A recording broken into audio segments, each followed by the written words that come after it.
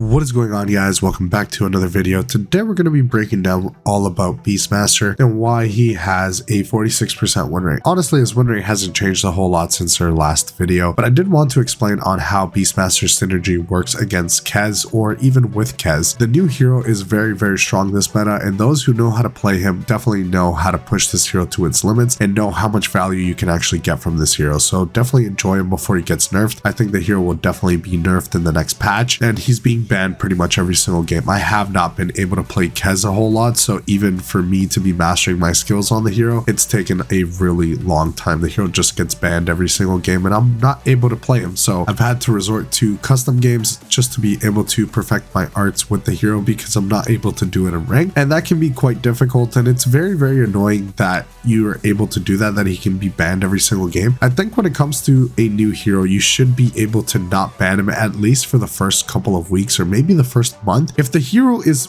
just overboard broken, then just nerf the hero, give him a quick nerf, and then just let people enjoy the new hero, play him and learn him, because the only way you're going to be able to learn a hero is going to be through playing him, and my way of learning a hero is always going to be through ranked. It's going to be playing up against the best players of my skill level, and then that's the way I like to learn, because playing non-ranked games just doesn't fulfill me, it doesn't help me learn, and I just don't enjoy the experience. But let's get back into Beastmaster. So the facet you guys will be using will be Wild Hunt if you guys are trying to play summons, and Beast Mode if you guys are trying to get some more attack speed and some more damage boost. Personally, I like Beast Mode, even though it's been nerfed the most. I think Beast Mode is still a really solid facet, and I've never been a Beastmaster summons type player. You guys have always seen my videos, and I don't recommend playing summons, but if you are that type of player that really enjoys playing summons, then definitely go for Wild Hunt, and your build is going to be completely different than to the way I like to play Beastmaster from the offlane or from the mid lane. If it's a good mid Beastmaster game, I will definitely not fear from playing it, even though it might sound a little bit crazy. Mid Beastmaster situationally can be insanely broken. So the typical build you guys are going to be going for is Mana Boots into Aghanim Scepter, and then that really depends on which way you want to go. Typically a Blink Dagger would be nice, and then potentially a BKB, and then you can get yourself a Hex and a Refresher. You can also go Kai Assange, you can get a Dagon if you want to just start bursting heroes. If you're facing up against heroes like Morphling, you want to pick that up. You can also get an E-Blade if you are struggling up against a snowballing Kez. That is always going to be a pretty decent item build. It's not the best, but you can definitely pick that up, as Kez does a lot of physical damage, so you want to be able to deal with that with an E-Blade, but he does have a basic dispel, so it's not the best thing out there. Overall, you don't really need to worry about Kez a whole lot because of Roar. Now, if your Roar is off cooldown, you might struggle. The Drums of Slom will help you sustain and help you through that matchup, but overall, you want to be roaring Kez pretty much every single time. That hero is just going to get obliterated. He is very squishy. He does a lot of damage if he's able to do that, but with how strong you are with the Drums of Slom, with your Aghanim Scepter, you're going to be doing much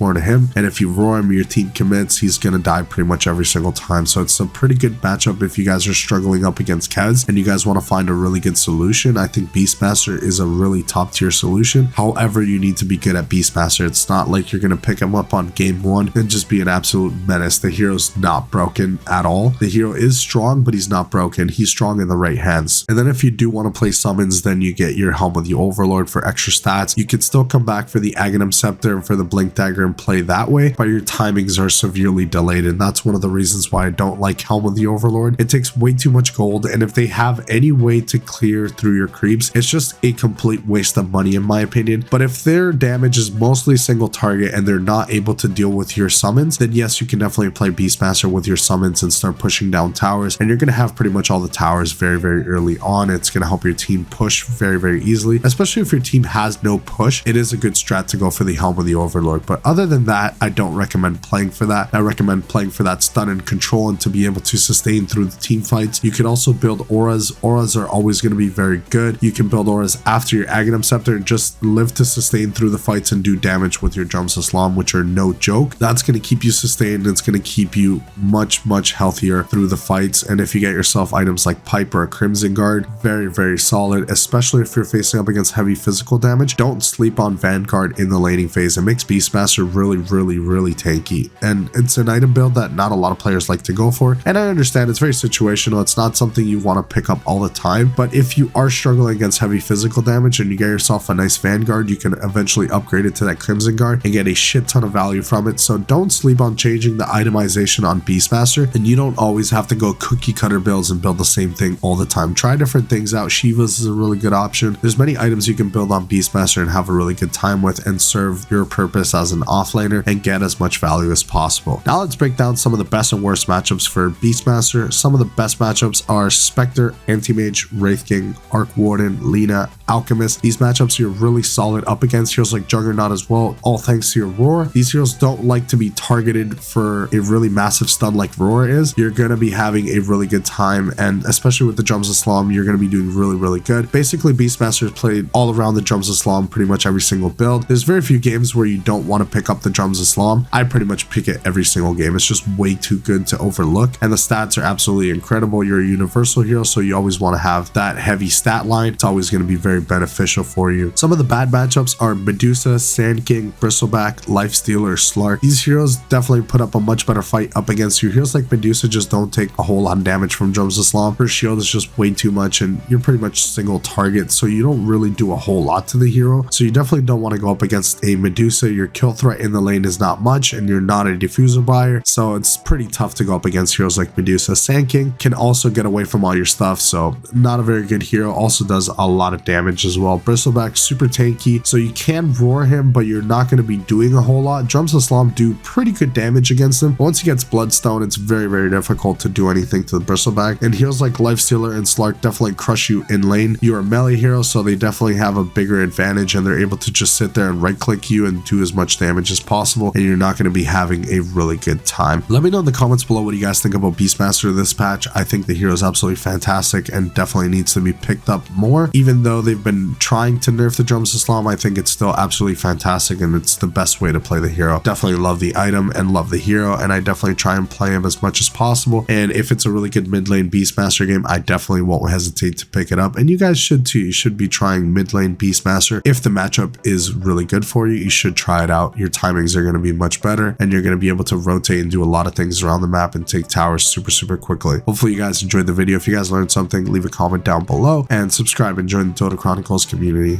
I will see you guys in the next one. Thank you so much for watching.